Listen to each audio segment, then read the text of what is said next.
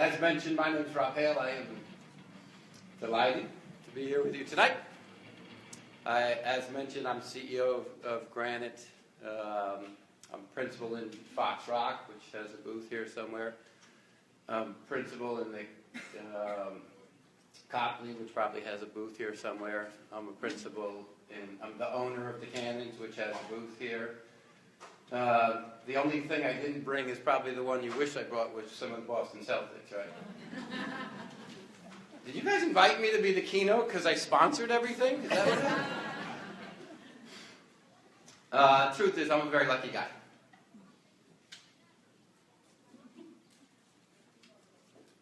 But you're really lucky too. Tonight you are. You know what? You're about to get career advice from a guy who simultaneously lost his entire company and $1.5 billion at the same time. It was meant to be sort of funny. Yeah. It's not that much of a horror story. I survived. So you should be asking yourself, I think, two important questions. One, is the bar still open? And two, why didn't they just get the governor to come back again? So I am flattered and I'm honored to chat with you tonight. When Maureen called me, I asked her, what would you like me to chat about? And she thought, tell a little bit of my personal story. And I will tell a little bit of my personal story as it pertains to business. Because I think we're in a room full of business operators, owners, managers, folks who care a great deal about business. And I have been part of two small companies that became big companies. I have been part of a company that failed. So through my trials and tribulations, I have learned some salient, valuable lessons. And I'd be delighted to try to share them with you. So tonight we will discuss briefly my career, my personal career. More importantly, we'll focus on some of the lessons that came out of those triumphs and defeats. We'll talk briefly, as the mayor mentioned, about philanthropy. I know it's important to you. It's important to us. And I think we should do everything we can to share it. And lastly, we'll talk briefly about some of the endeavors with Fox Rock in downtown Quincy. Okay? So, to begin with, my personal career began in the Prudential Center. Straight out of school, I went to work for MCI, which is a long-distance company. I loved it. I was in sales. Essentially, they gave us a cube and a headset and a phone book and said, knock yourself out. And honestly, I took to it like a fish takes to water. I loved it. In a matter of a couple of months, I was the #1 sales guy in the country, and I was happy. I wanted to do that for my career. I was very, very fortunate. I was raised in an entrepreneurial family. My father was the original importer of flour, actually, to the United States. And so my customers started to say to me, would you like, what is this aggregation? And I said, I don't know what that is. But as I looked into it, it was really just bulk buying of AT&T services. And I said to my dad, we can do this. And so he put up several $100,000, and I did the work. And we started a company called Network Plus. And if you go right out of the parking lot here and take your first left, that was our first home at 300 Crown Colony. So our roots are Quincy. I lived in South. Like everybody else, I had the choice of where we were going to establish our headquarters. And we were drawn to Quincy in 1990 for the same reasons that we are drawn to Quincy today. There is an educated, intense, diverse community here. The T brings that city closer to us. This is a place that can foster and grow companies. And so in 1990, when we had a plethora of choices, we chose here for the same reasons that I think we're going to choose to do more and more work in the next decade. So as I mentioned, we sublet space at 300 Crown Colony from, Dan, do you remember Kenny and Lehan? So Joe and Terry, two of the nicest guys in the world. We sublet a bit of space from them. We grew, took more. Eventually, we grew out of the space that was available in Crown Colony. And we expanded and bought space on Copeland Street. Copeland Street helped shape my body in many different ways. Have you been to Copeland Street Pizza or Donut King? Two of the, not quite as good as Ginger Betty's, but at least very close to Copeland Street. So in any event, in the serious note, we had a lot of fun in Copeland Street. We did a lot of good. 1990, we lost money. From 91 to 98, we made money. We grew to be about a $150 million business. We had a net annually between 9 to 11 to 12 to 13%. We had a great business. I didn't realize how great it was. So Goldman Sachs cold called me and said, hey, we'd like to do a bond offering. And I said, I don't even know what a bond offering is. I'm a phone guy. I'm not a finance guy. And they said, well, Rob, if you do a bond offering, simultaneously you can do an IPO, and you will be a billionaire. And I said, yes, as a matter of fact, I'm not a finance guy, but I have a keen interest in that now. And so what they said would happen did happen. These were the halcyon times for telecoms. We were the sexiest thing in all of Wall Street. All of telecom. So we were supposed to open at 16. We opened at 26. Stock over the next 5, 6, 7 months got up to 63 or something like that. I owned 27 million shares. So I had $1.4 billion next to my name. According to Forbes, I was the 7th wealthiest guy in the world under 40. So stock went like this. Then this bubble burst. And stock went like this. So over the next 18 months, bad things happened. And our stock just drifted and drifted, but it always drifted downwards. So our bank was Goldman. And Goldman and Fleet and CSFB, which were our banks at the time, said, you have a credit line with us. We don't bank CLEX anymore. We're not going to renew your credit line. Bad luck. And so we had never missed any covenants. We'd never done anything said we weren't going to do. We were forced into bankruptcy. The telco business is very similar to the bridge building business. If you have half a bridge, it's not very useful unless you have a destination other half. And so if you've been given enough money to build half and you don't have the other half, there's a very technical term, a very finance-oriented term called SOL. You're SOL. I can't say that at the 5th grade leadership summit, can I, Mr. Mayor? You know what I mean. That's what happened to me. So February 4th of 2002, we were forced into bankruptcy. March 15th of 2002, we were sold at auction. June 3rd of 2002, we started Granite. And we would have started Granite quicker if we could have gotten regulatory approval more rapidly. So there were an awful lot of bad things happening in my life at that time. But there was no doubt in my mind that we could succeed, that we would flourish. And so immediately we built another business. And when Granite got a little too big for when Network Plus got a little too big for its britches, we had bought a building in Randolph. And so maybe bad karma from Randolph, who knows. But when we chose to start Granite, we moved back to Quincy. And the name Granite does symbolize our allegiance to Quincy. It's bedrock, it's solid. It represents this town where good things have happened to us.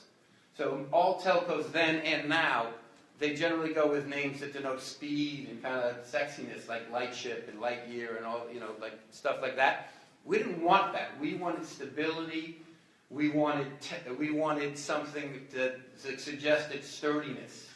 We wanted what Quincy represented. So our name reflects our commitment to this community. So at the beginning, Granite got very, very lucky. We did what most telcos do at the beginning. You sign a wholesale deal with Verizon, and then you build scale and you deploy switches to increase your margins. So we signed a deal with Verizon to wholesale their telephone lines.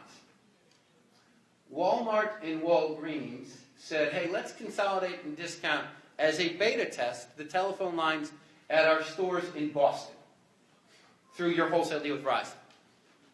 Shortly thereafter, they said, let's consolidate and discount these telephone lines for all of New England. Shortly thereafter, they said, let's consolidate all of the telephone lines through your Verizon wholesale deal for all of the Verizon footprint. Almost to the same day, they brought us out to Bentonville and Chicago and said, this wholesaling, this discounting, it is good for us. And we'll do this for the rest of the country. We might do it with you, we might not. But we're going to do this for the rest of the country. So by the time the wheels touch home, you've got to make a decision. Are you going to do what I thought we were going to do, which is build a physical, regional phone company? Or are we going to do what they thought we should do, which is become a national wholesaler? And so in the last 15 years, we've created 1,800 jobs, American jobs. 1,400 of them are in North Quincy.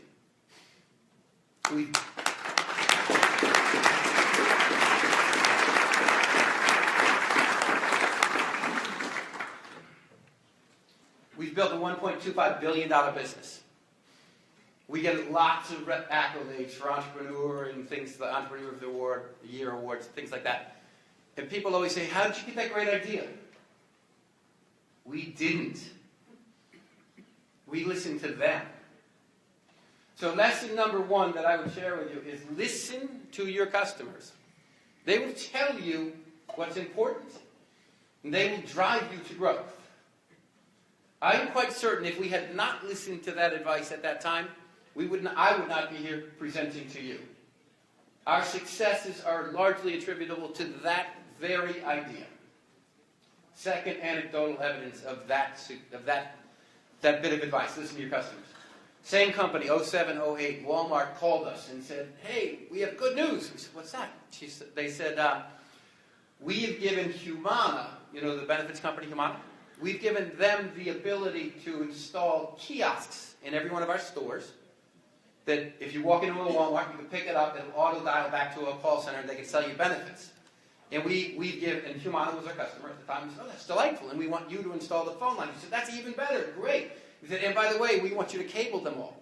And we said, we don't do that. And they said, I don't think you heard me. He said, got it. Yes, sir. So over the next 4 months, we literally cold called 4,100 electricians and said, will you install these things in Walmart for us, please?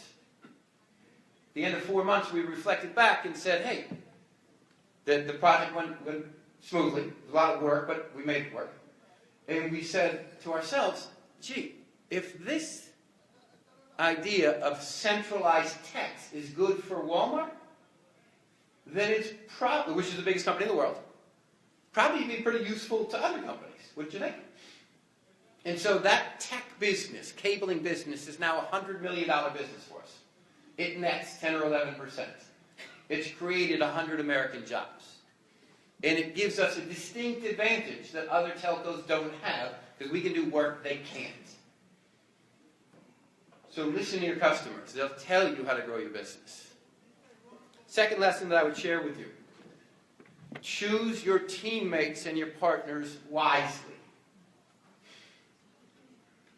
So, first evidence of these choices. As I mentioned, 2001 was a hard time for all of us, for me, and all of us in the telco business. There were 43 public telcos in the competitive world in 1999. Within the next 3 years, 41 of the 43 had been through restructuring, which generally means bankruptcy. So there were bombs blowing up all around us, and I could feel the heat from that. I knew that some of that was close to us. And there was a high probability that some of that might land on us. Qwest, which was a telco, which is the phone company in the West. It's one of the RBOCs. It's like Verizon out there. We've done many deals with them. And they called me and said, hey, let's do a fiber swap. And I won't bore you with telco finance, but essentially a fiber swap is taking CapEx and bringing it into OpEx. Essentially taking long-term investment, making it look like short-term earnings. And if you were running a telco and you wanted your numbers to look better, which I happen to be one of those people, I said, yeah, that's a great idea. I'd love to do that. Thank you. So I brought it to our CFO, an old salt named Bob Cabusi, to whom I'm indebted for the rest of my life. And I said, let's do this. And he said, well, I don't think so. I said, why? He said, well, because I don't think it's kosher. But I'll ask PricewaterhouseCoopers. A day later, PricewaterhouseCoopers came back to us and said, I don't think you should do this. And as I listened to the reasons, I said, okay. So I called back the guy at Quest, and the vice president of Quest disdainfully said to me, Rob, we're $40 billion RBOC. You're an itty-bitty competitor. Arthur Andersen, our auditors, and PricewaterhouseCoopers are both big six. What's the difference between them? I thought, I don't know, not much. I said, then why can we do this and you can't? I said, good point. And I went back to Bob and I said, Bob, Arthur Andersen and Quest can do this. Why shouldn't we do this? And he said, again, I don't think it's right, but I'll ask PricewaterhouseCoopers one more time. Immediately he came back, don't do it. So we declined the opportunity. We failed. I don't know if we would have succeeded whether we did that deal or not. In fact, I think it would have just prolonged the inevitable. But as Sophocles said, rather fail with honor than succeed through fraud. So we kept our integrity, and we were able to rebuild the business. CEO of Quest today, in jail. Arthur Andersen. Any of you use Arthur Andersen for your auditing now? You know why? They collapsed under the scandal of these initiatives. Choose your partners wisely. Second example of this. Same setting. Goldman Sachs, as I mentioned, was our bank. Goldman Sachs, I hope no one here works at Goldman. Actually, they deserve it if they do. Goldman was our bank. As I mentioned, we did an IPO with them, we did a PIK preferred with them, we did a secondary equity offering, we did a bond, we did a bank line with them. We did a variety of things that generated an awful lot of fees for an investment bank. My relationship manager, or managing director, which is Wall Street vernacular for boss, went from 99 to 2000, I would guesstimate that he called me 300 times. I'm not joking at all. He called me even on weekends until I told him, stop calling me on weekends. I don't want to talk to you on weekends. Again, let's say we averaged a call a day for the course of a year and a half. As our industry collapsed, we moved out of investment banking into a group at Goldman called Workout. I hope most of you don't know what Workout means, because I hope you haven't ever had to face it. It's the guys who fix your problems. We didn't have any problems. They, Wall Street, thought we had problems. So we went to Workout, which is where they help you fire people. That's really what they do. So we were in Workout, and we went to Workout from about March of 2001. Now, this guy who had called me literally an average of every day, from March of 2001, when do you think was the next time I heard from him? It's seared in my memory. I'll never forget it because, as I mentioned to you, on February 4th of 2002, we went into bankruptcy. On February 3rd of 2002, he called me for the first time in about a year. And he said to me, and I'm not joking, rather cavalierly, and said, I heard you're going bankrupt tomorrow. And I was like, yeah, I am. And you guys know how important that is to you. Same to me. So to say it flightily like that killed me. Secondly, the fact I hadn't heard from him for about a year was worse. Third was he said, well, let me call and see what I can do. Okay.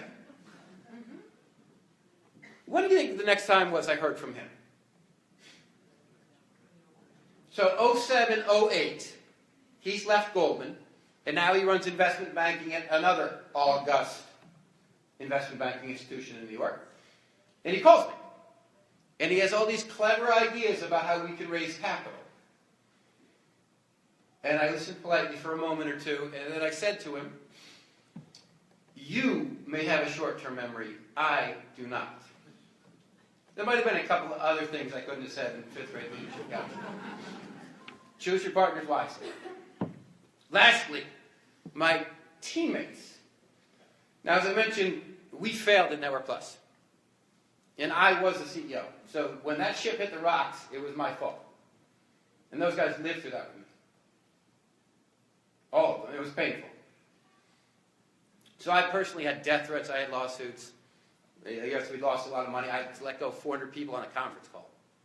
When we opened Granite, there were 17 of us originally. Every single one of the 17 came from Network Plus. Every one of the original 70 came from Network Plus.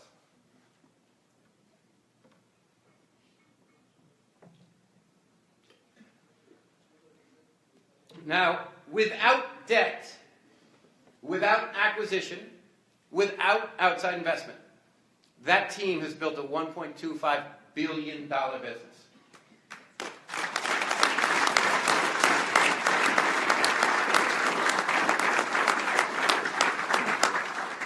Choose your teammates wisely. They'll stick by you in tough times.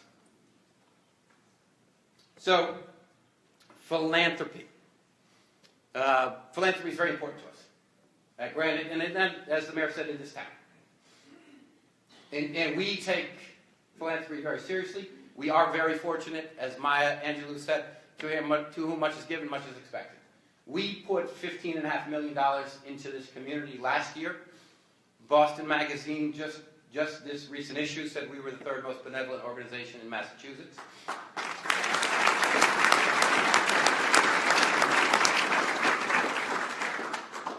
But I don't want to talk about big ticket items. I want to talk about two relatively simple items that I think we can all act on. We have a tradition at Granite, Monday, Tuesday, Wednesday, suit and tie. Thursday, optional casual day, like kind of slacks, golf shirt. Fridays is jeans day. On Fridays, if you like to wear jeans, we ask you to chip in $3. $3 is the cost of dry cleaning, isn't it? Right. There we go. At dependable, $3. Yeah. You put that in writing for all of us? Yeah. Got it. They're going to hook us, I promise you. So, cost of dry cleaning in my book. We match. We have 7 teammates. They take suggestions from our 1,800 teammates about an organization that we're going to support. They vet it, they get comfortable, they make sure it's on the up and up. As long as it's 501c3 certified, as long as they've got letterhead, if that team chooses them, that Friday, we put together the schedule. On one of the Fridays, they will get the proceeds. So every Friday, we put $5,000 or $6,000 because we match, and our teammates chip in $3. We add it all up, it's about $5,000, $6,000, $7,000 that goes to work in an organization in our community. Now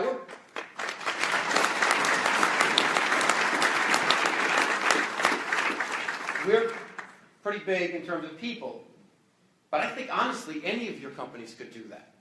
And I don't think it would be that hard. Pretty easy stuff. Second tidbit that I would suggest to you is a program that we've worked on with Father Bills over the last decade. Father Bills is in communication with people in our community who are struggling. In the holiday season, they bring trees to our offices. Those trees are tailored to individual families. So they put a tag on the tree, customized by the family that needs the help. So it'll say, Billy 7, bike, Sue 9, soccer ball, James 11, video games. And we put them in within our teammates, and in fact some of our tenants now do the same thing. And their teammates or our teammates take that, they buy that gift, they gift wrap it, they put the tag back on it. If they put an ornament on and we try to decorate the trees, Granite matches for every ornament, we give $1. For every gift, we give $1. So what that family ends up getting is exactly what the kids wanted, a beautiful Christmas tree, and a couple of $100 to defray other costs. And Father Bills knows, and you know, people in this community sometimes are having a hard time. And I guarantee that makes it a better day when they walk in and that tree is in that lobby, in that living room. And again, I think every one of your companies could do it. You don't have to do 22, but if you do one, I bet it would help. Finally, our flagship event, which the mayor spoke about, is Saving by Shaving. And it's been in the news a bit. The governor has come the last couple of years. In fact, in early April, I think he's going to join us again. What began as a mirthful comment in a Monday meeting, a challenge ended up being a $5,000 gift per shaved head, so that we could, and then all proceeds would go to pancreatic cancer research at Dana-Farber.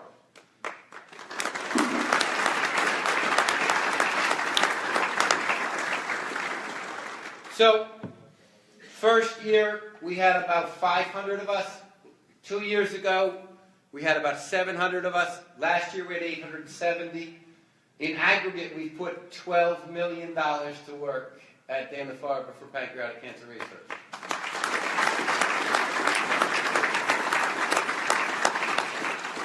So, if you look at the mayor's fine locks, and the mayor's very generous with his hair. He's been there the last 2 years, and I suspect will join us for a third.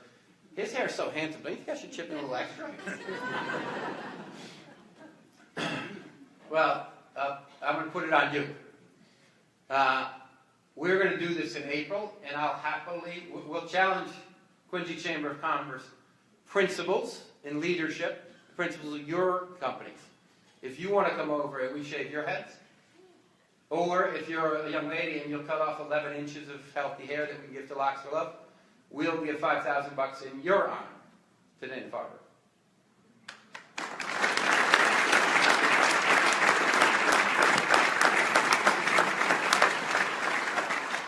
A lot less eye contact right now, huh? Yeah, I really liked his speech until he said that. Yeah.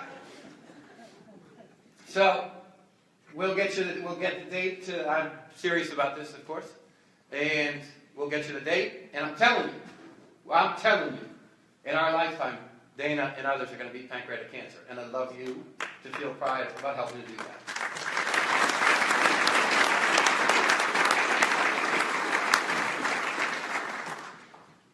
There's a couple you work at the Y, right? I'm giving like $700 tops for you.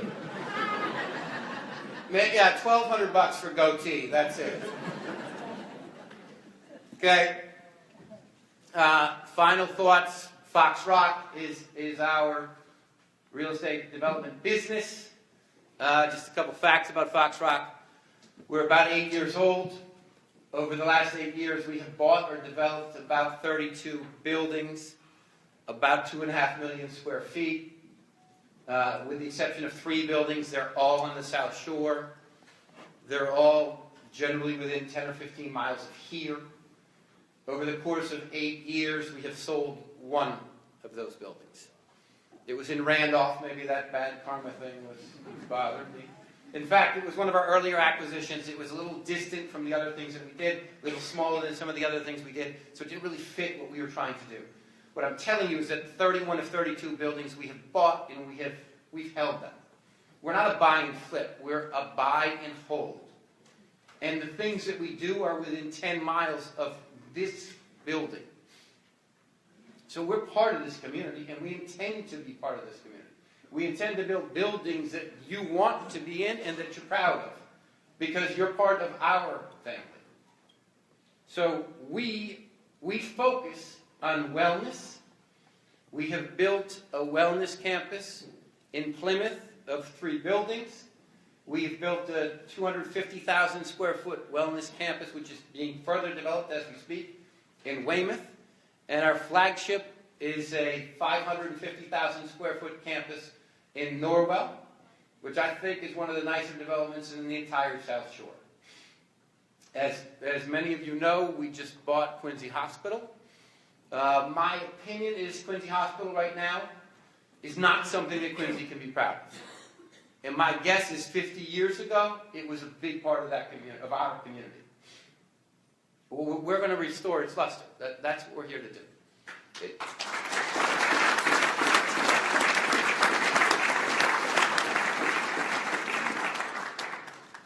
We intend to keep it medical. We intend to supplement, we intend honestly to replace the existing facility, medical facility. We intend to upgrade it. We intend to add more medical, and that's a beautiful building, and it's a beautiful part of Quincy if it's well cared for and properly populated. We intend to do both. We've been given the development rights to the Ross Garage area of Quincy, and I believe, as most of you do, that Quincy was an important, beautiful city, hit a little bit of a trough, and is on its way back. We intend to help build and restore the grandeur that Quincy had, and we intend to do it relatively quickly. Our goal is to build about 1 million square feet of Class A office and medical space in downtown Quincy. And our goal is for us, because as I mentioned, we intend to own these buildings. We don't intend to buy them and sell them. We intend to own them. For us and you to be proud of what we build together. Because there's a lot of us that are going to have to do this in the next 5, 6, 7 years.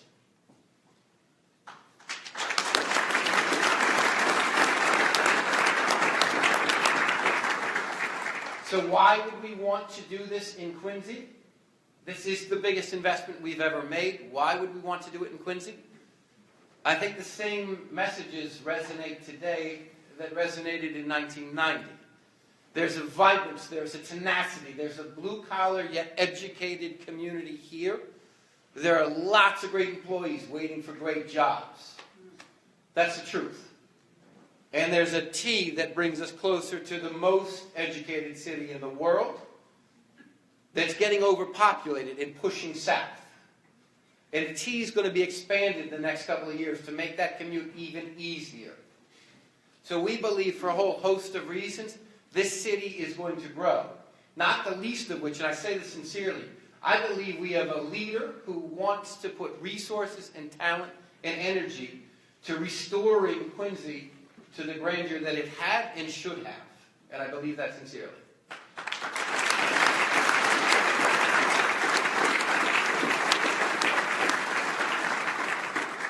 We want to be long-term partners with Quincy.